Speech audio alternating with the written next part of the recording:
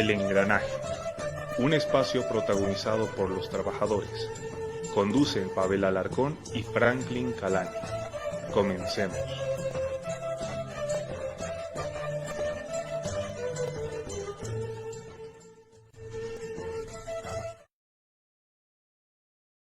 Muy buenas noches a todos los seguidores de la Red Nacional de Noticias Obreras. Aquí estamos en un nuevo programa del Engranaje.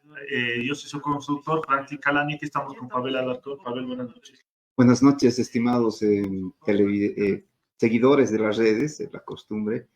En el programa número 17, ya vamos a cumplir los 5 meses, Franklin, de estar emitiendo este programa. Es un gusto, un orgullo estar trabajando para dar la información de los trabajadores, información que muchas veces no sale en los medios tradicionales.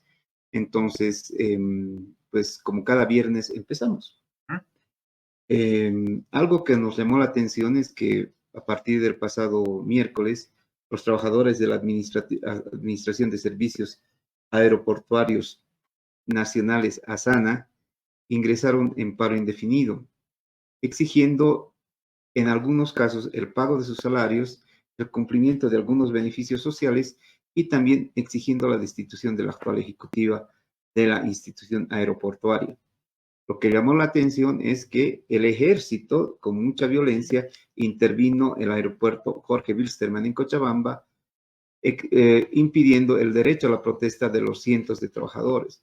Como tú recuerdas, Franklin, y recuerdan las personas que nos ven, este conflicto comenzó en febrero de este año, ha ido teniendo pausas y más pausas, pero al momento no se llega a una solución. El gobierno se logró comprometer a conseguir dinero para pagar.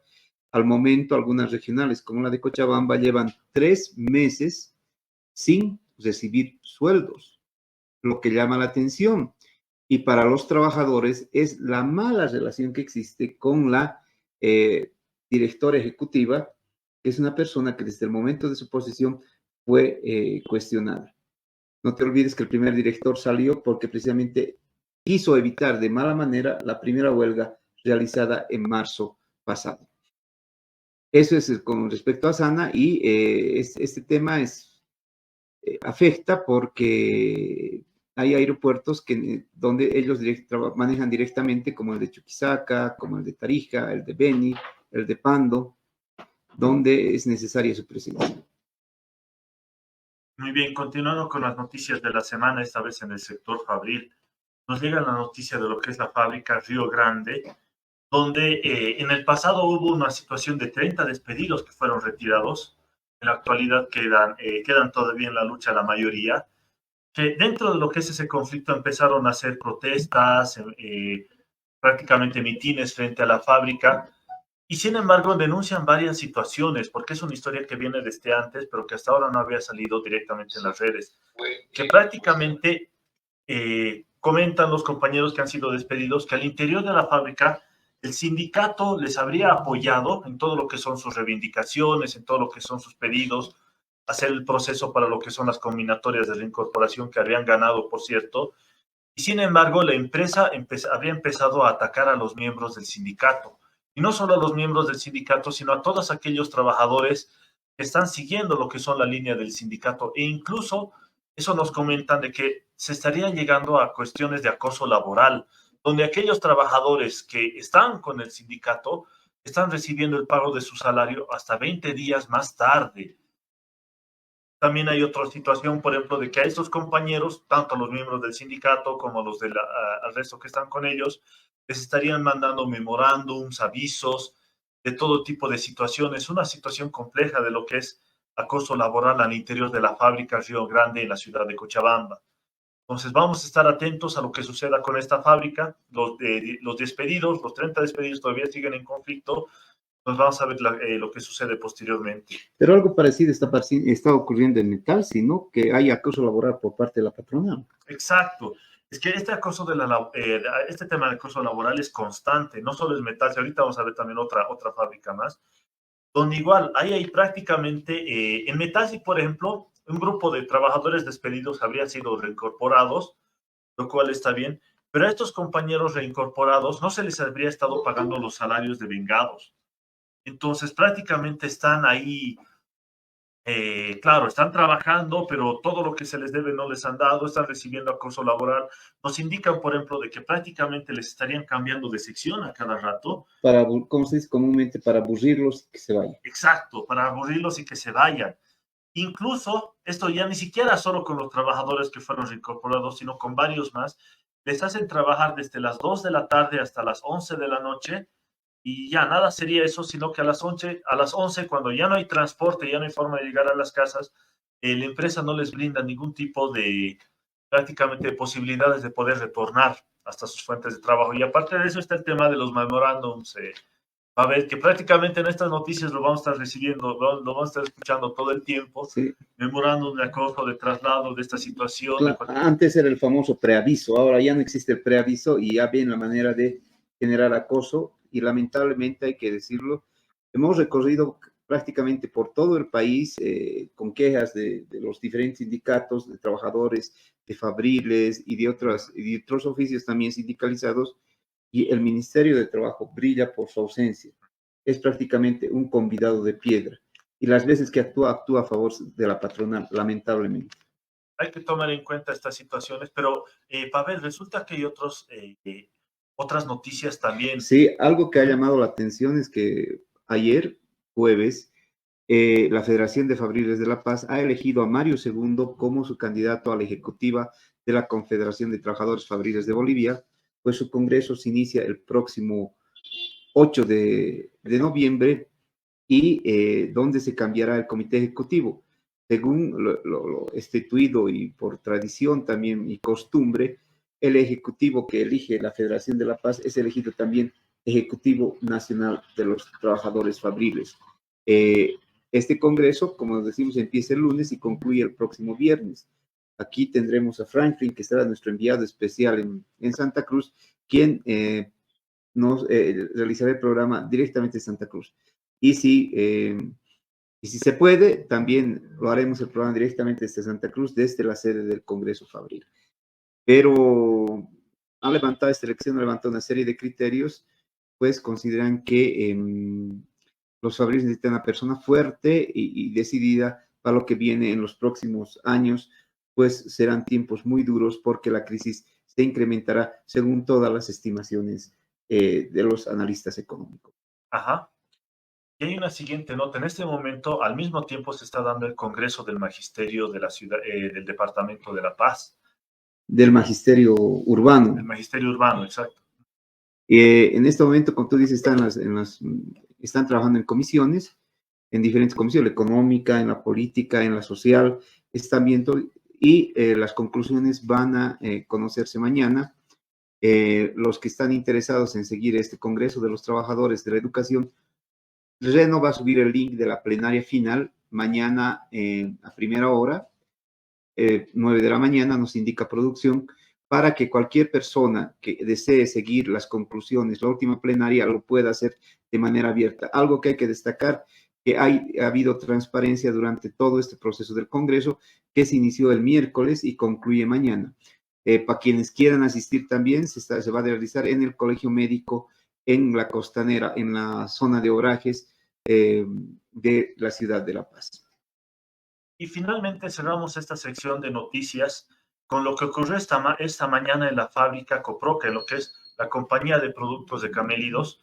Estuvieron la pasada semana con nosotros. Estuvieron justo, los compañeros estuvieron la semana pasada en el anterior programa del engranaje, y esta mañana el Ministerio de Trabajo fue a hacer una inspección, lo que son a las puertas de la fábrica, para comprobar todos estos hechos de abuso laboral que vimos justo la anterior semana.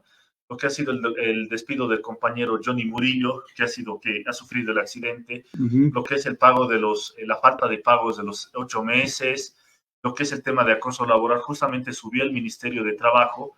Se vio, por si acaso, en la página de Reno está sacado en vivo la llegada de los funcionarios del Ministerio de Trabajo, la respuesta de la empresa que prácticamente no abrió las puertas, y los resultados en la cual se estaría quedando que el próximo lunes otra vez se iría en este momento para hacer nuevamente el tema de la inspección.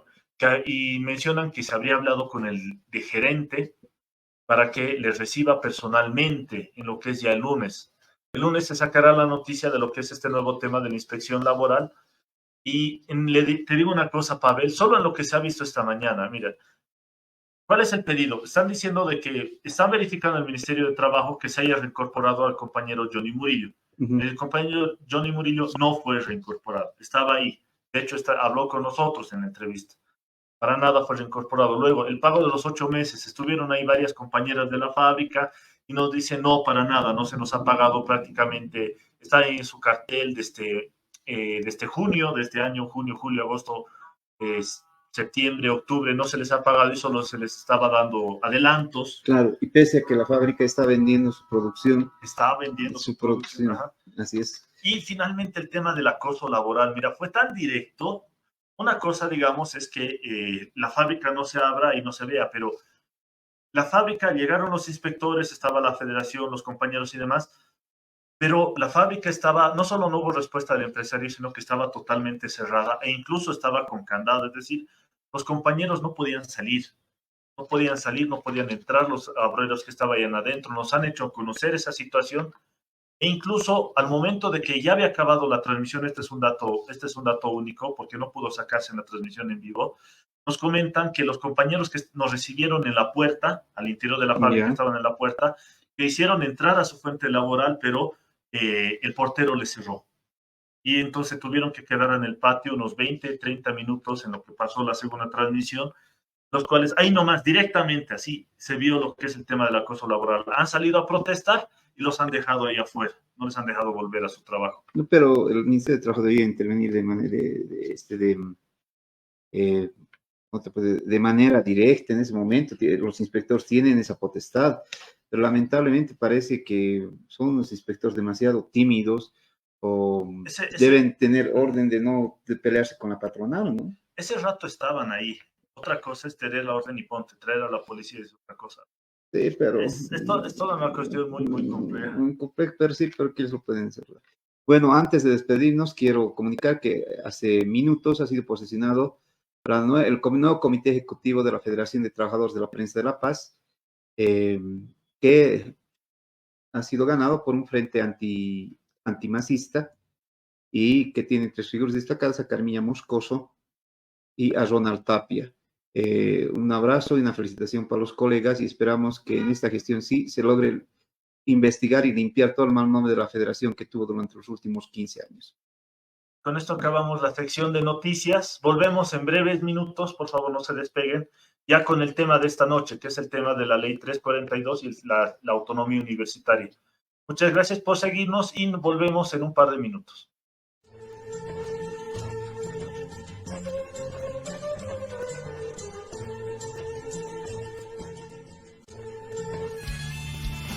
Centro Cultural 18 de Mayo. Cursos de formación política y sindical. Talleres de oratoria y liderazgo. Redacción y análisis de coyuntura. Asesoramiento legal gratuito en temas laborales. Ubicado en la calle Pichincha, esquina Ingavi, edificio Consuelo Interior Alto. Contacto 740-12-586.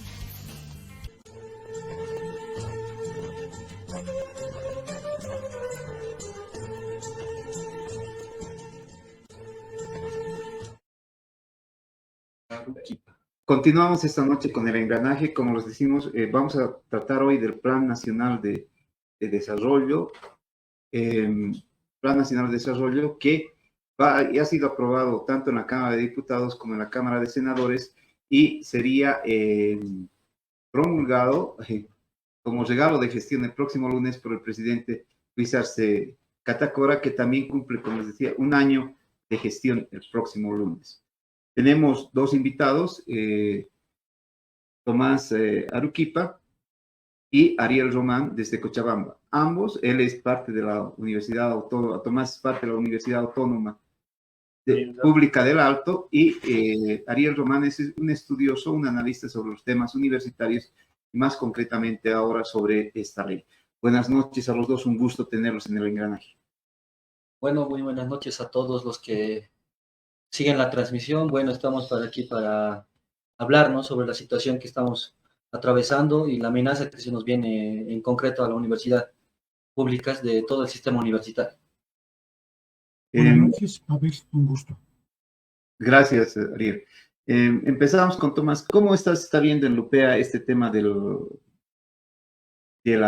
esta ley? ¿O no se ha tocado todavía? ¿O están esperando a que se promulgue para movilizarse? ¿O hay indiferencia total? Bueno, como estudiantes de la Universidad Pública del Alto, vemos la situación un poco, el estamento estudiantil está desorganizado, particularmente lo que sería en concreto la cuarentena, las aulas cerradas prácticamente ha permitido y ha dado incluso la facilidad a los grupos de poder, en este caso concretamente las camarillas, han hecho de lo que han querido, ¿no? Particularmente ahorita el movimiento estudiantil de la Universidad Pública del Alto está totalmente desarticulado, pero eso no quiere decir de que no se manifiesten. Ha habido otras ocasiones donde estudiantes han salido a mitines de protesta, se han declarado en huelga de hambre, particularmente por sus problemas concretos. Pero actualmente el tema de la ley 342 aún todavía no está sacudiendo al estamento estudiantil. Lo que podríamos decir a nivel nacional es que ya se han manifestado, ¿no?, distintos sectores de la universidad, tanto estamento docente, también estamento administrativo a nivel nacional, que están saliendo, ¿no?, a las calles para exigir de que no se haga esta intromisión, porque particularmente nosotros somos los que planificamos, ejecutamos los recursos universitarios que tenemos dentro de la universidad, ejerciendo el cogobierno como estudiantes. Pero actualmente, como podemos ver, la pandemia impide esta posibilidad de que el estamento estudiantil ejerza el cogobierno, ¿no?, sea partícipe en la toma de las decisiones de la universidad, porque no podemos entrar a nuestro mecanismo democrático, que son las asambleas, por el tema del contagio, ¿no? Pero con este tema de las vacunas, se abre la posibilidad, ¿no?, de que se haga incluso asambleas de manera mixta, se haga tanto presencial como también virtual. Entonces, eso abre la posibilidad de que el estamento estudiantil se pronuncie, ¿no? Pero actualmente lo que podemos ver es de que hay ya, de la Universidad Mayor de San Andrés, el rector ya ha lanzado, ¿no?, la alerta de que no vamos a permitir que la ley 342 defina en qué va a gastar la universidad y defina en qué sí y en qué no, ¿no? Eso es lo que podría decir de manera introductoria, ¿no?, respecto a su pregunta. Gracias, Tommy. Ariel, buenas noches, un gusto tenerte, un gusto hablarte, como siempre. ¿Qué busca el Plan Nacional de Desarrollo Económico y Social, más conocido como el proyecto de ley 342?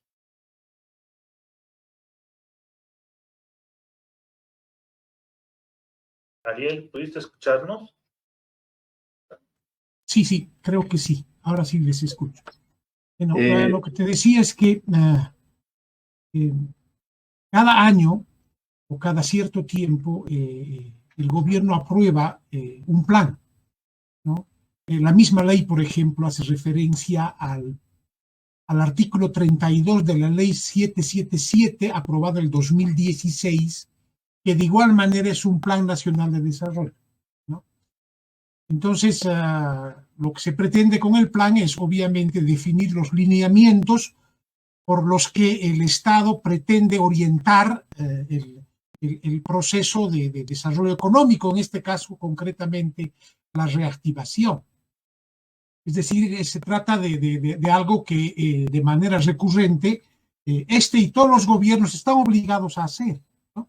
Es decir, regularmente se hace eso, lo hizo el gobierno del GONI, lo hizo Banzer, todos los gobiernos tienen que formular este plan nacional de desarrollo y lo hacen obviamente siguiendo los conceptos, los criterios político-administrativos que dirigen y orientan su actividad.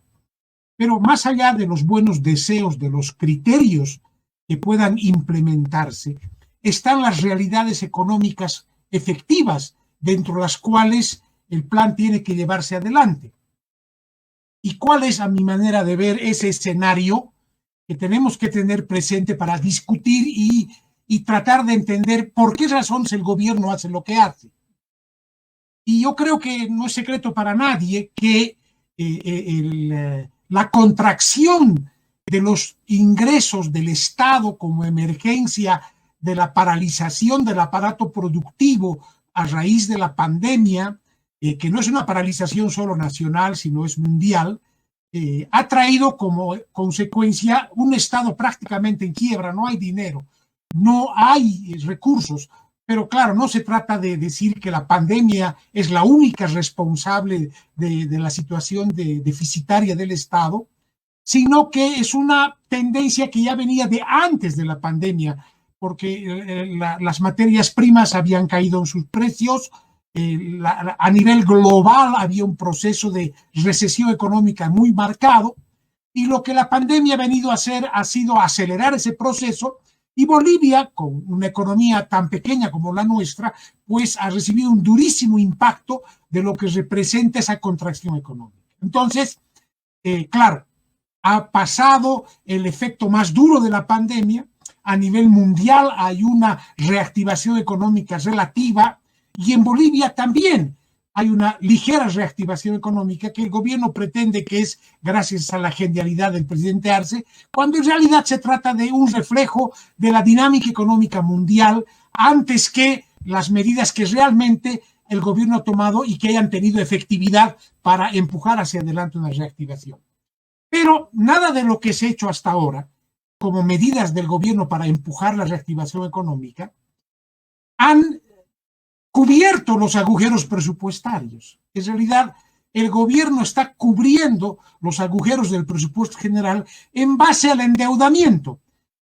Crédito fiscal, crédito del exterior, préstamo del FMI, préstamo de diferentes entidades financieras que a nivel global han lanzado una política de créditos blandos. En general, el FMI es partidario de que el Estado tiene que meter dinero y el FMI dice, bueno, el dinero aquí está, yo se los presto con facilidades e intereses muy bajos y con muchas ventajas, porque obviamente a nivel mundial la burguesía, el imperialismo, están interesados en empujar la reactivación del aparato económico para tratar de sacar la ventaja que corresponda de lo que vino en el periodo inmediatamente precedente, que fue una masiva destrucción de los excedentes y de las fuerzas productivas, emergencia de la pandemia y la paralización del aparato productivo. Pero bueno, lo concreto es eso, lo concreto es que el Estado tiene que ver la forma de ahorrar los recursos para tratar de empujar esta reactivación económica. Y obviamente, lo que el gobierno de Arce hace es volver a actualizar el viejo manual de las recetas neoliberales que consisten en estrangular el gasto del Estado en materia de educación y salud. Eso de que han invertido grandes cantidades en la salud es más demagogia que realidad. La situación dramática de los hospitales da cuenta de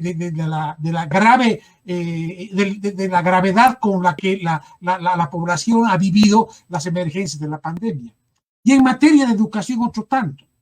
Esto de la virtualidad le ha permitido al gobierno abaratar costos.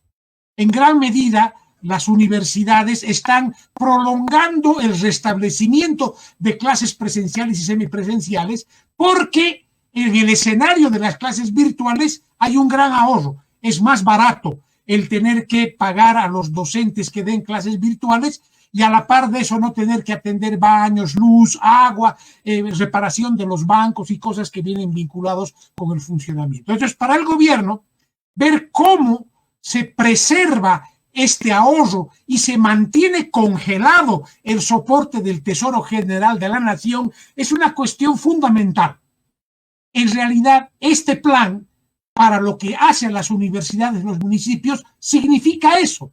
Significa un encadenamiento a las determinaciones que el gobierno plantea en la reactivación, que esencialmente buscan impedir que el soporte que proviene del Tesoro General de la Nación para las universidades particularmente no se incremente, no hay aumento del presupuesto. Más bien al revés, lo que el gobierno espera y pretende es empujar a que las universidades hagan ajustes internos para que las correas que vayan a tapar los agujeros presupuestarios salgan del propio cuero. Yo te podría plantear eso en líneas generales respecto al plan y su pretensión para con el tema que nos toca. Y el aparato del MAS que se ha puesto a funcionar revisamos la declaración de la Federación de Asociaciones Municipales, la FAM, quienes dicen una promulgación inmediata de esta ley, pues favorecería. Sabemos muy bien, tú lo acabas de explicar, que esto más bien corta todo lo que significa el trabajo autónomo de los municipios. ¿Tú crees que se están cortando el cuello, se están suicidando prácticamente estos municipios? Porque hay municipios que viven exclusivamente de lo que les entrega el Estado, no tienen capacidad de recaudación, gracias al modelo del MAS que hacía obras o hacía para hacer cosas en los pueblos en función de un programa perverso como fue el Evo Cumple. ¿Y qué pasa si de aquí a 6 meses, por decirte, en Pocuata, no hay una obra, el alcalde le dice, es por el gobierno? ¿Cómo crees que empiece a reaccionar la gente a partir de eso? Claro, o sea, lo que está ocurriendo es que en el escenario de la contracción, los ingresos por concepto del IDH para universidades y municipios que cuando se vivió el periodo del auge de las exportaciones del gas y del petróleo eran realmente importantes, al punto que las universidades no podían gastar, ¿no? Recuerdo bien que San Andrés, San Simón, las más grandes tenían en depositados en sus cuentas bancarias hasta 600 millones de bolivianos que no se ejecutaba por las trabas que ponía el gobierno, pero eso también hay que sumar la ineficiencia administrativa de las universidades que bueno, como nunca tuvieron recursos. Otro tanto ocurrió con los municipios que nunca tuvieron plata para obras, como emergencia de este periodo particular de incremento en las recaudaciones del IDH y de la coparticipación tributaria, porque también creció eso como consecuencia de la dinámica económica de la bonanza del periodo anterior. Tenían recursos. Ahora eso ha caído drásticamente. En el caso de las universidades, por ejemplo, cuando comenzó la recaudación del IDH a ingresar, el peso del grupo 100 de la planilla bajó a ser el 55% del presupuesto. Antes del IDH era el 90%. Se conquista el IDH, la planilla baja a significar el 55%. Y ahora, con la caída de las recaudaciones del IDH, con el congelamiento del soporte del TGN, estamos volviendo al pasado. No les comemos el IDH y resulta que ahora la planilla representa el 85% de los ingresos de la universidad pública, sumados coparticipación más IDH y los recursos propios. Todo eso, para municipios y universidades, ¿qué significa? Significa que hay que ver de dónde sale la plata. Y tenemos que mirar, obviamente, a quien tiene la responsabilidad de financiar el funcionamiento de las universidades y municipios, que es el Estado, al Tesoro General de la Nación. Es decir, todos tenemos que volcar los ojos y decir, señor, cumpla con lo que dice la Constitución y subvencione suficientemente a la universidad para que garantice su funcionamiento. Eso implica incrementar el soporte del Tesoro General de la Nación, y el gobierno no lo quiere hacer. Y el gobierno no lo puede hacer, está en una situación muy crítica. Entonces, esta actitud del dirigente de la CUP, del representante de la FAM, es criminal.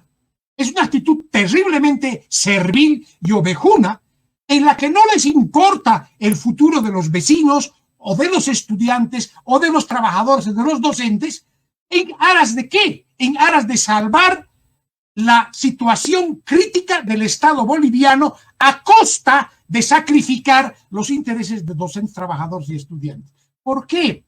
Porque el gobierno lo que va a querer es que el agujero sea cubierto rebajando salarios, recortando obras, obligando a incrementar los ingresos propios con acuerdos de rendimiento, como hizo en el pasado los gobiernos neoliberales, para tratar de sacar dinero de otras fuentes, particularmente de los estudiantes, docentes y trabajadores. Entonces, eso va a pasar. O sea, es criminal la conducta de estos caballeros, ¿no? No sé si valdrá la pena, pero a mí me parece el colmo del descaro cuando el dirigente de la CUP, Max Mendoza, un ex NFRista, que ahora es masista, sale a decir que ellos están conformes con 35 años en la universidad. Ahora, Ariel, una pregunta muy, muy importante. En este caso, digamos, el tema económico está clarísimo de lo que el gobierno está tratando de reducir gastos, pero también con esta ley se está hablando mucho de lo que es la injerencia política y se está tocando el tema de la autonomía. ¿Afecta, Sí, afecta prácticamente este tema, el tema de la autonomía? ¿Cuál es toda esta situación de la injerencia política del gobierno, Ariel? A eso quería ir, ¿no? ¿Cuál es la diferencia entre esta ley y la ley del 2016, que también es un Plan Nacional de Desarrollo? En esta ley, el artículo 4 define la obligatoriedad de las instituciones que están en una lista incorporada en el artículo para ejecutar y aplicar la ley. Y en esa lista están municipios y universidades. Es decir, dice, estas entidades están obligadas a ajustar los gastos de los dineros que obtienen del Tesoro General de la Nación y de la cooperación internacional a los planes definidos en el Plan de Desarrollo, que es un anexo de 200 páginas a esta ley. En la ley del 2016, el artículo que hace referencia a quienes están vinculados a la ley no dice obligatoriedad, define el ámbito de aplicación. Dice, el ámbito de aplicación son estas entidades. Y aparecen alcaldías, aparecen universidades, los órganos del Estado, etcétera, ¿no ve? Y más abajo dice que el ente rector del plan coordinará sus planes con los planes de municipios y universidades. O sea que resulta que en el marco de la Constitución, que define que las universidades y municipios tienen independencia para manejar sus recursos, ellos debían coordinar y compatibilizar estos planes con nosotros. O sea, aquí no hay obligatoriedad. No sé si me dejo entender. Esta es la diferencia. Por eso es un atentado a la autonomía. Porque si tú no te ajustas a lo que el gobierno definió dentro de ese plan, esas 209 hojas de anexo, bueno, eres pasible a juicio coactivo fiscal, eres pasible a responsabilidad penal, civil, porque estás incumpliendo la ley. O sea, rectores, alcaldes van a convertirse en sujetos de persecución judicial si es que no cumplen lo que el gobierno impone a través de esta ley.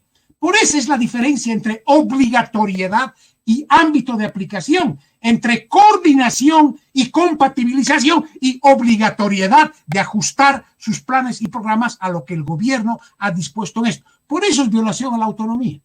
Por eso es injerencia política. A la par de eso, este problema para las universidades viene de la mano con otra cosa.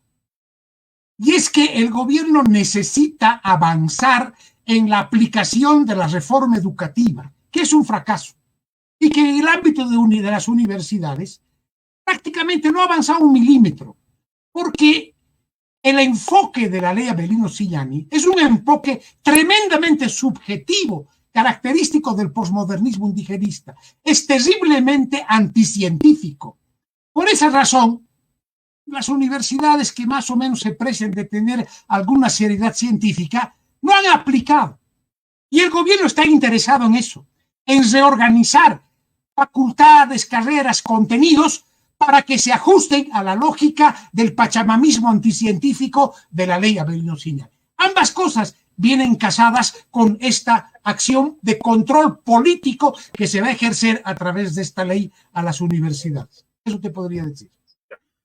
Tomás, ¿cómo ves ahora la acción? ¿Qué van a ser las bases en la UPEA? ¿Cómo se va a implementar? Porque esta ley les quitaría. La UPEA ya tiene un déficit gigantesco. ¿Cómo actuaríamos a partir de esto? Porque en broma se decía en una conversación que la UPEA ya tiene gastado hasta su presupuesto del 2025, pero si les reducen más a partir... Bueno, la situación es clara, ¿no?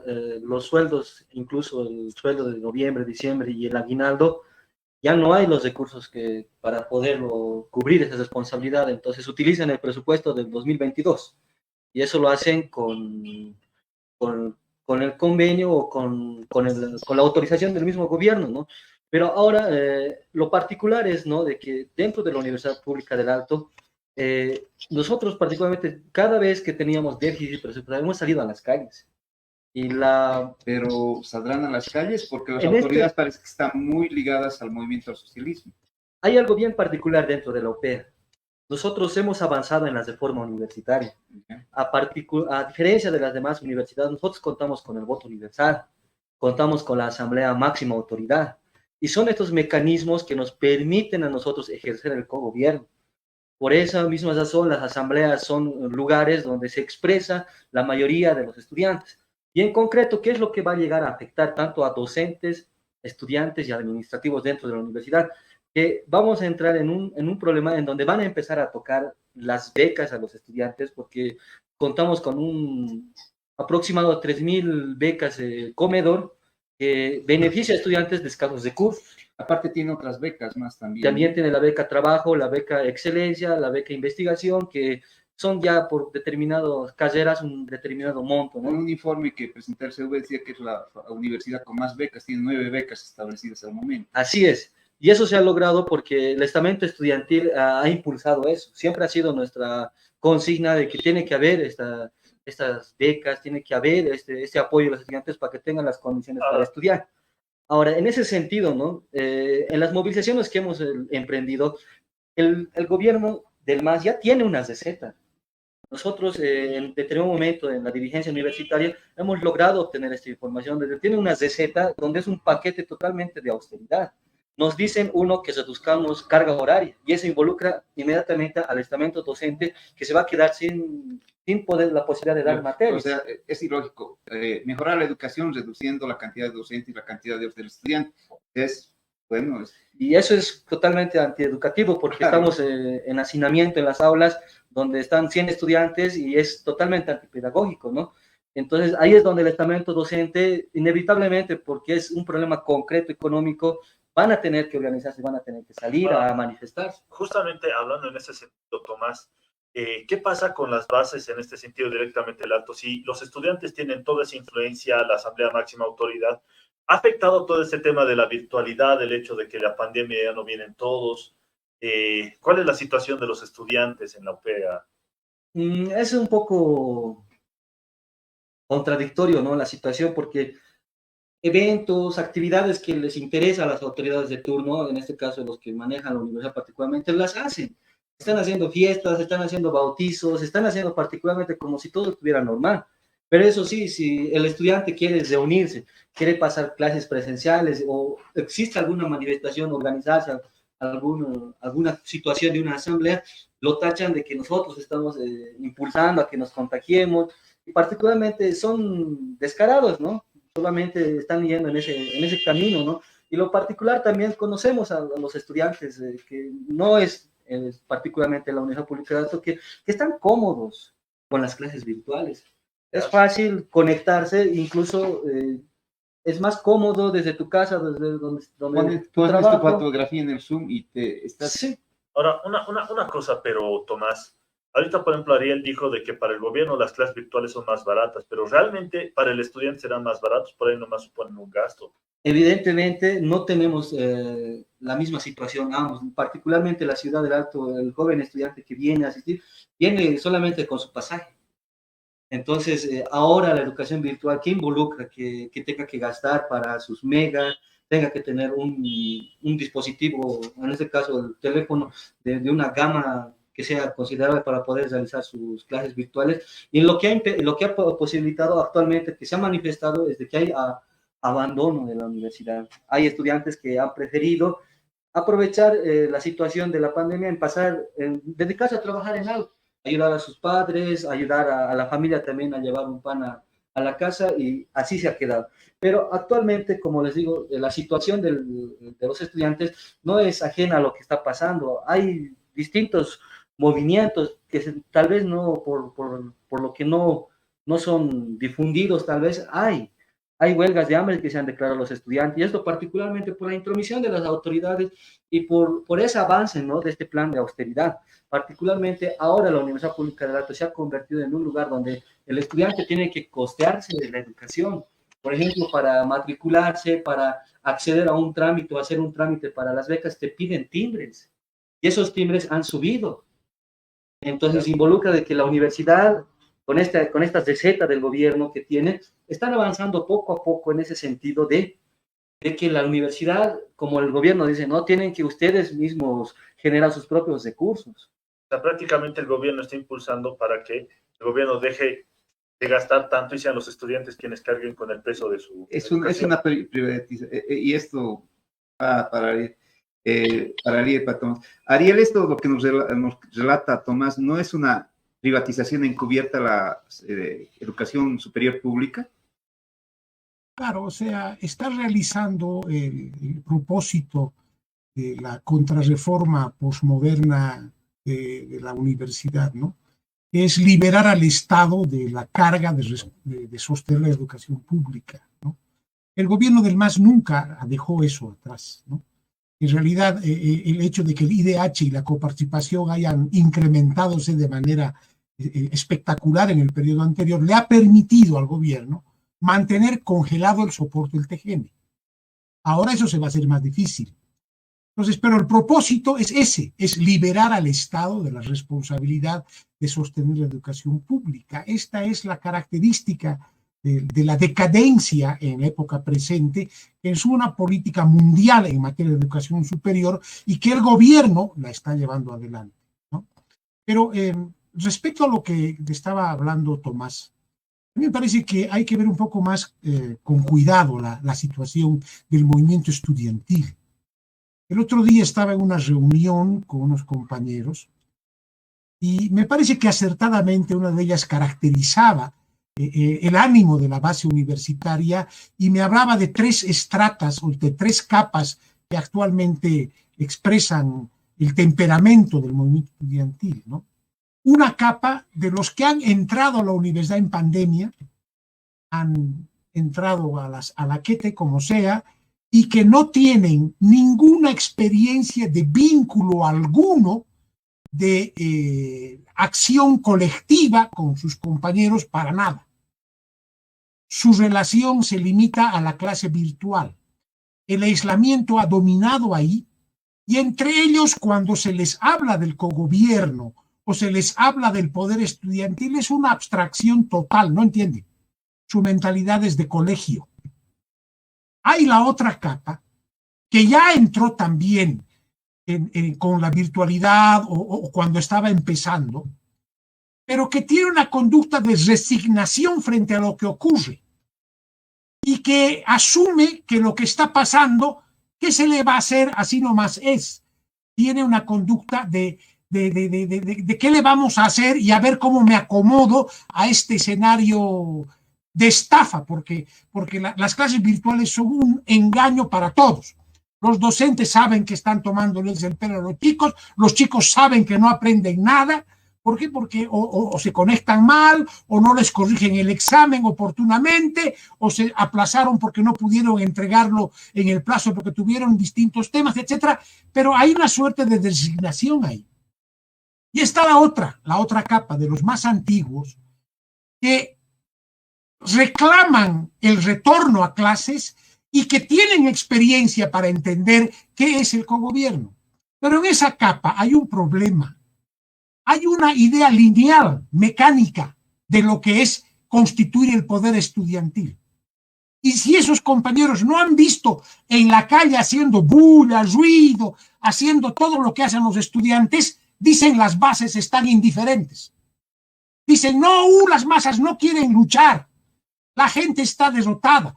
Es decir, muy linealmente ven el problema y no se observa que hay tendencias, conductas entre los estudiantes enfrentados, por ejemplo, a la prepotencia y al abuso de los docentes en el escenario de las clases virtuales, que pugnan por organizarse y están buscando la manera de hacerlo.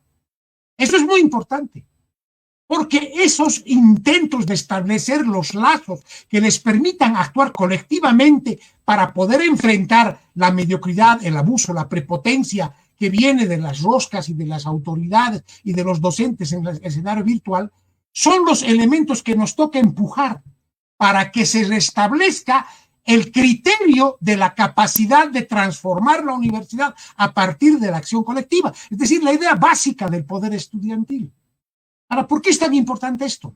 Porque en esta movilización está motorizada por los docentes y trabajadores.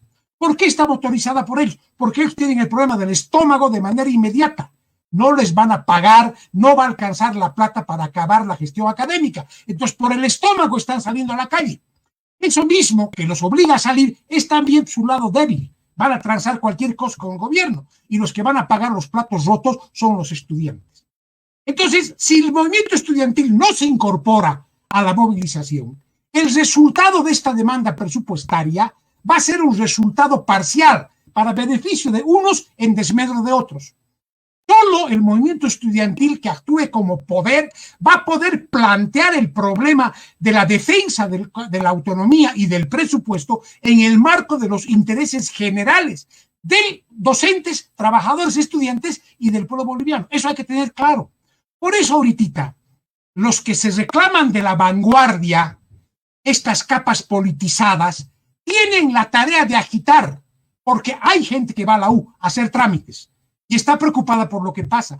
Arrastrar una capa para lograr que su incorporación le dé una proyección que permita pensar en que va a ser posible defender la U fiscal, la autonomía e impedir su destrucción. De lo contrario, la actitud de bellacos que tienen rectores, fules y compañía y de la CUP va a imponerse. Los tipos van a avanzar en la destrucción de la autonomía y de la U fiscal. Eso ahora, creo que es claro. Una cosa, una pregunta, Ariel, que nos llega. Esta es una pregunta que nos llega prácticamente desde el Facebook. Bueno, es una observación, dice, los universitarios no quieren que los controlen porque las autoridades se apropian de parte del presupuesto para sus intereses. Y aquí preguntan, ¿no es esa una situación de abuso de la autonomía actualmente, o sea, de la autonomía universitaria? ¿Cómo se podría ver este tema, Ariel? ¿Se puede hablar de abuso de la autonomía? ¿Se tiene que defender este tema de la autonomía? ¿Cómo se puede ver esta situación o responder este tipo de cuestionamientos, Ariel? Mira, en una discusión algún tiempo atrás exactamente sobre el problema de decir que la autonomía hay corrupción y que manejan mal y utilizan la autonomía como cobertura para los sucios enjuagues que caracterizan a las rosas.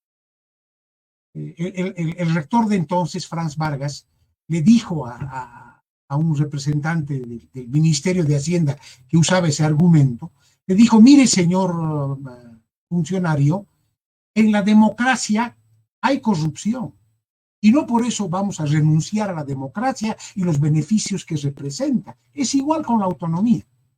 La autonomía que representa independencia frente al Estado. Para saber si es o no corrupta, hay que pelear por quién la dirige. Ahorita, las roscas corruptas que manejan la U son roscas vendidas al MAS. Son todos roscas promasistas. O sea, que no venga el gobierno a decir, ahí está el lobo, hay que ponerle al cascabel al gato, hay que ponerle a cuidar las gallinas. Cuando los ladrones que ayer estaban con los neoliberales, ahora son devotos hermanos masistas. Todos ellos. Max Mendoza es un ejemplo clarísimo, es emblemático. Era eneferista. Ahora es el principal instrumento del MAS para conculcar la autonomía y estrangular el presupuesto. Entonces, el problema no es ese, el problema es el otro. El poder estudiantil tiene que recuperar la autonomía de manos de las roscas y del gobierno para ponerla al servicio de los estudiantes y de los objetivos de emancipación nacional y social del pueblo boliviano. De eso se trata, para impedir la corrupción, para contrarrestar aquello. Pero no porque sean unos pícaros las autoridades vamos a justificar que se destruye la autonomía. Es una tontería ese argumento. Despedirnos hasta un próximo encuentro del engranaje, Ariel. Con todo gusto, pues a sus órdenes cuando quieran ustedes. Tommy, ha sido un gusto también tu participación. Creo que ahora tenemos más claras a todos sobre lo que puede pasar a partir de la implementación de esta nueva ley, ¿no? Sí, así es, pero esto todavía aún está comenzando, ¿no? Esto va a ir avanzando y ahí es donde vamos a aprovechar para que el estamento estudiantil se informe primariamente de la amenaza que viene esta ley y posteriormente agarrar esa conciencia y tomar acciones, ¿no? Con el estamento estudiantil. Ok, muchísimas gracias. Tal vez un pequeño apunte, querido Pavel, que es muy importante. Y es que esto que dice Tomás es cierto, es decir, hay la posibilidad de que el tensionamiento del movimiento estudiantil obligue a las capas más avanzadas a incorporarse y arrastrar a otras capas más a la defensa de la U fiscal y la autonomía. Pero hay el obstáculo de las direcciones. Entonces hay que empujar a que se constituyan direcciones desde abajo, coordinadoras, comités de base, acuerdos entre frentes políticos, con los sectores que estén dispuestos a luchar en defensa de la autonomía y de la U fiscal. Yo creo que esa es la consigna. Hay que convocar a la unidad, a todos los que quieran defender la U fiscal y la autonomía frente al avasallamiento del gobierno. Una lucha que debe ser independiente, tanto de la vieja derecha y los cívicos reaccionarios que están archiquemados, como del CONADE y del gobierno enemigo de la autonomía. Yo creo que esa posibilidad es una posibilidad real si es que la podemos empujar desde abajo, desde las bases, las tendencias que se reclaman revolucionarias dentro de la U. Hay que formar estas direcciones desde abajo para sobrepasar a los dirigentes vendidos. Creo que eso era un apunte que faltaba. Eso les agradezco y me despido de ustedes. Gracias, Ariel. El lunes son las elecciones para la Federación Universitaria Local de La Paz, y a mí me llamó la atención el inicio de campaña de los frentes, que lo hizo con una misa en pleno atrio de la UNSA. Ese atrio heroico e histórico donde muchos de nosotros hasta casi damos la vida por defender la autonomía, la democracia y las conquistas del proletariado. No tengo nada contra la Iglesia Católica, pero creo que ese es el nivel de dirigencia que tenemos. Y es lamentable. Bueno, con esto acabamos entonces ya lo que es la sección de lo que es la charla del tema de la autonomía y de la nueva ley que está impulsando el gobierno. Muchas gracias a todos por seguirnos. Volvemos en un par de minutos para acabar con la última sección del engranaje, que tenemos una temática especial. Muchas gracias y volvemos en unos minutos. Listo, pues. Un gusto. Un gusto, Ariel. Un gusto, Tomás. Muchas gracias. Gracias, Tomás. Gracias, Ariel. Chao.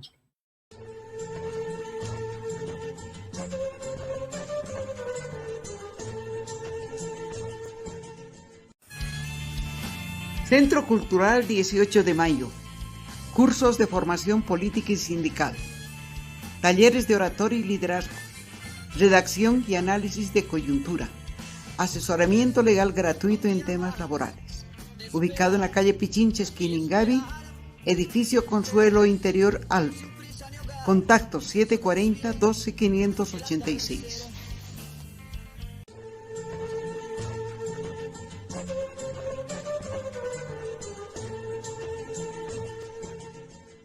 Del engranaje, esta vez para hablar de algo, un tema mucho más ligero. Pavel, tenemos un invitado en este momento. Sí, y es nuestro primer contacto internacional.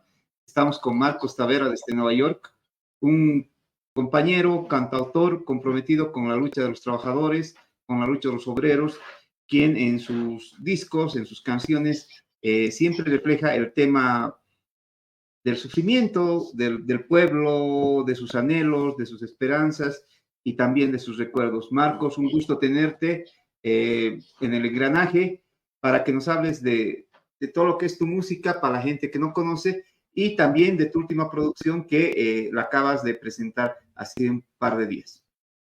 Bueno, ante todo, gracias, Pavel, un gran saludo afectuoso, cariñoso a ti. Nos conocemos desde hace tantos años y bueno, siempre es una enorme alegría verte. Y bueno, un saludo cariñoso, igual respetuoso a todo el panel que está presente esta noche y agradecerles pues sobremanera por esta invitación, ¿no? Marcos, ¿cómo ves cómo está tu música? ¿Cómo ha sido recibido? Tú has estado en varios festivales de trabajadores. ¿Cómo ha sido recibida tu música? Esta música, alterandino, como tú llamas, que es fusión de rock y de música andina. Bueno, en realidad lo que pasa es que, bueno, yo vengo de una escuela muy importante, ¿no? Un colectivo cultural prácticamente que se formó en la década de los 80. Te estoy hablando del grupo Conlaya, ¿no? Conlaya, uno de los primeros grupos pioneros en hacer fusión en Bolivia y claro, con un objetivo de visualizar a los sectores más empobrecidos también a través de la música y del arte, ¿no?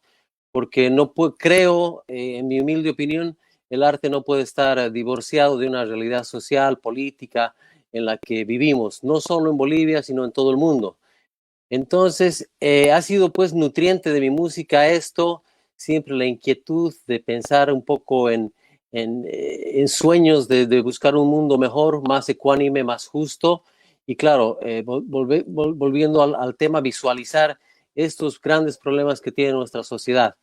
Y el arte para mí debe ser vanguardia para despertar conciencia, debe ser también vanguardia para inferir en los poderes y también debe ser obviamente cuestionador, ¿no? Así que hemos tratado de hacer siempre eso y bueno, hemos tenido la suerte de que la acogida ha sido bastante buena acá en Nueva York, por ejemplo, en los festivales de cine que tú mencionas, en los festivales de cine de trabajadores en los que hemos estado presentes con nuestra música. Hemos tenido la suerte que 2 de nuestros videos clips hayan sido estelares el año 2018, el 2019 también. Te hablo primero del Caminante, un poco la historia musical en lo que se refiere al tema de inmigración, pero no solo como una cuestión lírica o solamente poética, era también una narrativa de un acontecimiento que está movido obviamente por efectos sociales, ¿no? Socioeconómicos, quiero decir, que empujan a la gente a emigrar y que, bueno, la tienen que pasar muy difícil en otros sitios, en otros cielos, para sobrevivir. Y bueno, el trabajador latinoamericano acá es conocido por eso, por su fuerza, por su garra. Y bueno, hemos tratado de hacerle un homenaje con esa canción y nos ha llevado al Festival de Cine de los Obreros acá en Nueva York. Lo mismo que el Pajpaku que ha sido difundido en muchos sitios acá. Claro, no sabían lo que significaba, tuvimos que hacerles una explicación concreta de lo que significa el Pajpaku, pero también estaba dirigido a eso, ¿no? A los poderes que en todo el mundo que han siempre utilizado el tema del verbo para engañar a los pueblos, ¿no? Consulta que me llama la atención de lo que estás allá. ¿Cómo te nutres, digamos, de todo lo que es el tema de la cultura boliviana, de la realidad social, estando prácticamente en el exterior? Porque ahorita nos comentas del tema de los inmigrantes, los trabajadores latinos, claro, que llegan, pero, digamos, vienes usualmente a Bolivia, recibes noticias. ¿Cómo te nutres de la cultura boliviana, de lo que está pasando para reflejarlo en tu música? Bueno, mira, en realidad yo vivo acá cerca de los 30 años. Hace 25 años más o menos, o 20 años, todavía no había esta facilidad de las redes sociales, del tema tecnológico para estar al día, digamos, en las noticias, ¿no? Pero lo hacíamos de otra forma. Siempre estuve en contacto con la familia, con los amigos, entre esos Pavel algún momento, hermanos, qué sé yo, y siempre ha habido eso, ¿no? ¿Qué puedo decir? Esa avidez de buscar las noticias, las cosas que están pasando en nuestro país para no ser lejanos, no estar lejanos en eso, ¿no? Hoy en día la tecnología nos ha facilitado eso. Yo estoy prácticamente siempre pendiente de lo que va pasando.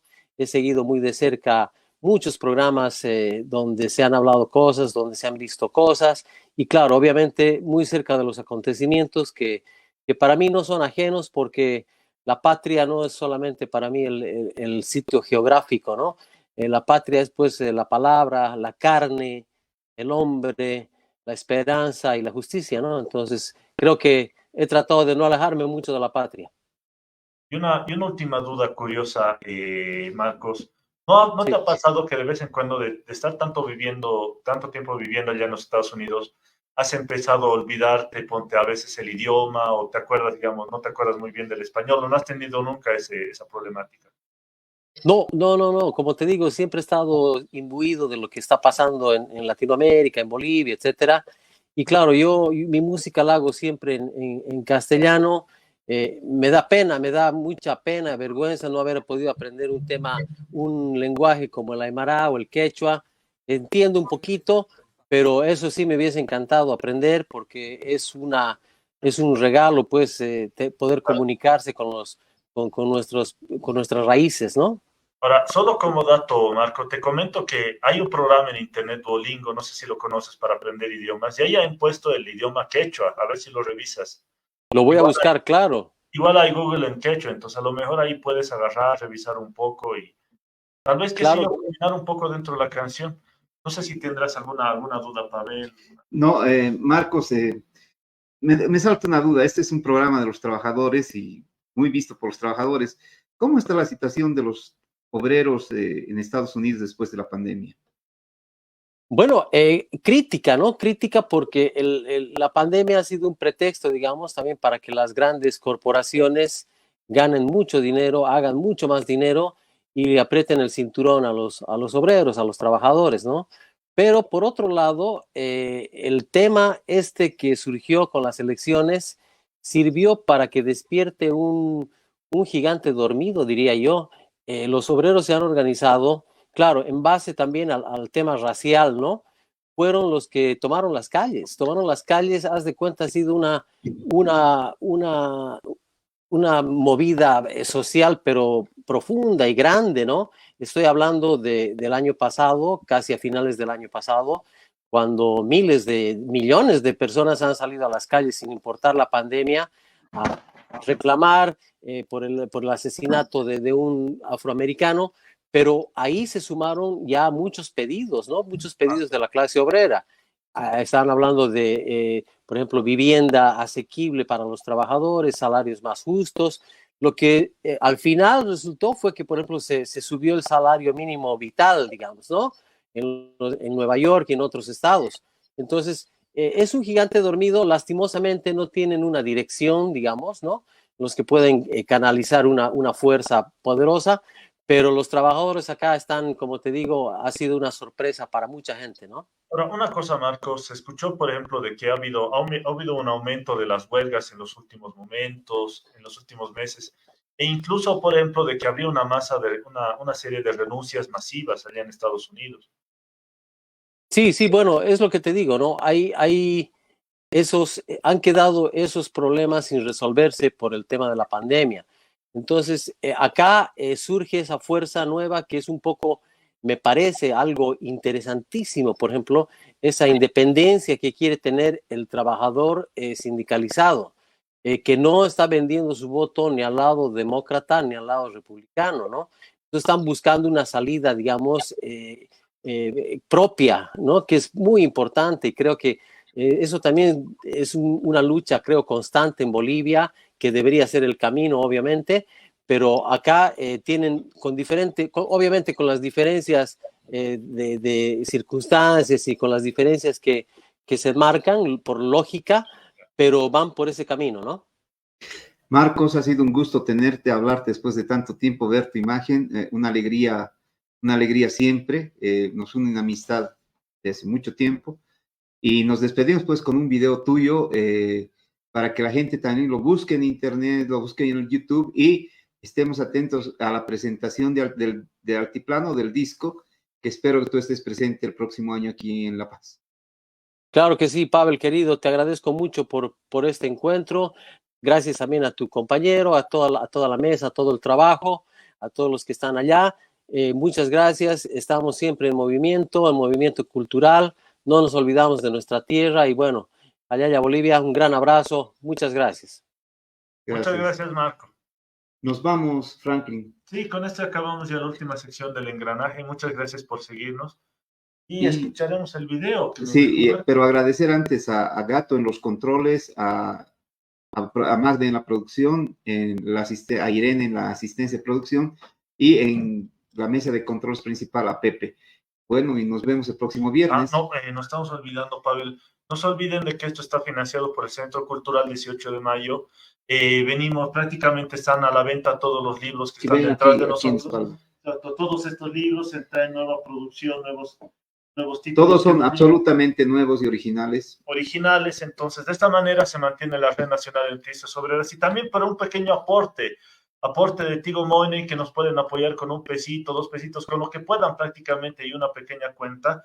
De esa manera traemos cada semana el engranaje. Muchas gracias a todos que ya han aportado y gracias por apoyarnos y prácticamente muchas gracias y de esa manera continuamos con la producción de... Otra vez nos pasamos, pero valió la pena pasarse. Gracias, buenas noches. Hasta el próximo viernes. Hasta el próximo viernes.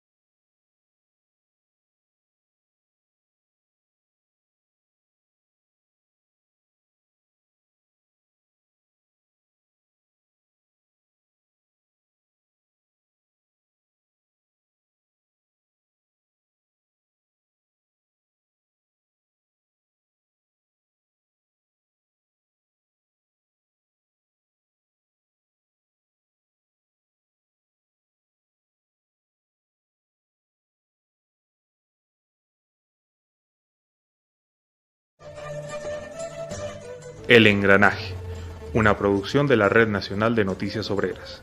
Hasta la próxima.